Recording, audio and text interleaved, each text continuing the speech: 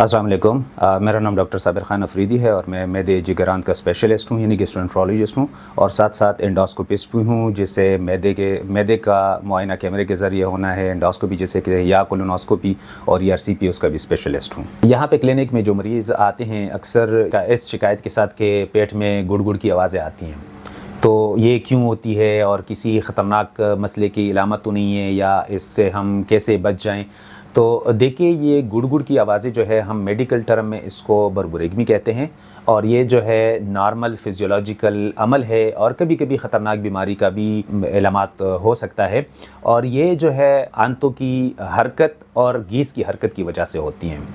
क्यों? और ये ज़्यादातर जो है वो एम्प्टी स्टमक पे, जैसे नहार मुंह हो, तो उन कंडीशन में ज़्यादा होते हैं। अगर देखें, चूँकि रोज़ा है और रोज़े में अक्सर लोगों के पेट में ये गुड़ गुड़ की आवाज़ें ज़्यादा होती है। वजह यही है कि आंतें जो है हरकत करती हैं, चाहे वो खाना खाने के दौरान हो या खाना मतलब किसी ने ना भी खाया हो, एम्प्टी स्टमक जिसे खाली पेट कहते हैं, तो उस दौरान आंतें हरकत करती हैं और साथ में गैस भी होती हैं। और जब गैस होती है और खाली पेट में होती है तो उनकी आवाज़ थोड़ी सी ज़्यादा हमें फ़ील होती है। बाकी जो है गैस अगर पेट में बन रहा हो या आंतों की हसासियत हो, गैस बनने की वजह जो है जैसे हम एरोफेगिया कहते हैं या एयर स्वालोड कहते हैं, आपने वो खाने के साथ और या जल्दी जल्दी खाना खा रहे हो तो उसके साथ आपने स्वालोड किया। दूसरा जो आंतों में पेट बन रहा हो।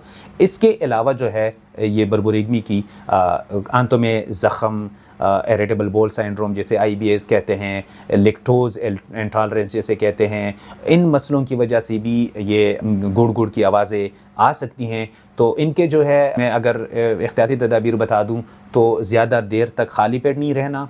रमज़ान है, रमज़ान में तो डेफिनेटली आपने रहना ही है खाली पेट, लेकिन आम डेज़ में या आम दिनों में जो है आपने खाली पेट नहीं रहना। और जो खाने गैस बनने के सबब बनते हो, जैसे दालें, चना, गोभी जो है, या जो आर्टिफिशियल मिठास है, आर्टिफिशियल स्वीटनर्स हैं, जो मसनूई मिठास है, उनसे आप परहेज़ करें।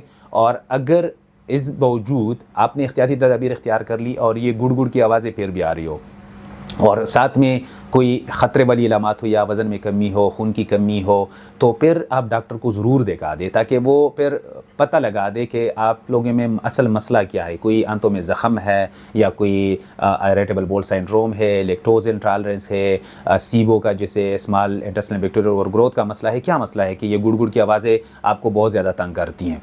तो एट द एंड इनका जो इलाज है, इलाज वही हम काउंसल करते हैं मरीज़ों को कि आप इन कानों से या इन तर्ज़ ज़िंदगी जो है ना, लाइफ़स्टाइल को आपने मॉडिफ़ाई करना है, तो इससे आप बेहतर हो जाओगे। नहीं हुआ तो फिर हम दवाइयाँ लिख के दे देते हैं, लेकिन याद रखिए कि दवाइयाँ हर डॉक्टर जो है वजह मालूम करके फिर लिखते हैं कि उनको असल उनके अंदर चल के आ रहा है, क्या मसला है, और उस हिसाब से फिर हम दवाइयाँ लिख देंगे तो डेफिनेटली वो ठीक हो जाएगा।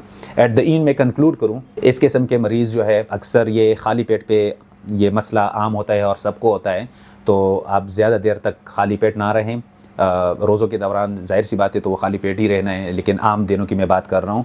और अगर ऐसी खाने हो जैसे अब गैस बन रहा हो, उसको उन खानों को फिर कम करें या छोड़ दें। अगर कोई ख़तरे वाली इलामात हो जैसे वज़न में कमी हो, खून की कमी हो, तो फिर आप डॉक्टर को दिखा दें ताकि वो आपके टेस्ट करें। और टेस्टों में जो है वो खून के टेस्ट से लेके फिर अल्ट्रासाउंड, CT स्कैन और आंतों का या मैदे का मुआयना शामिल है।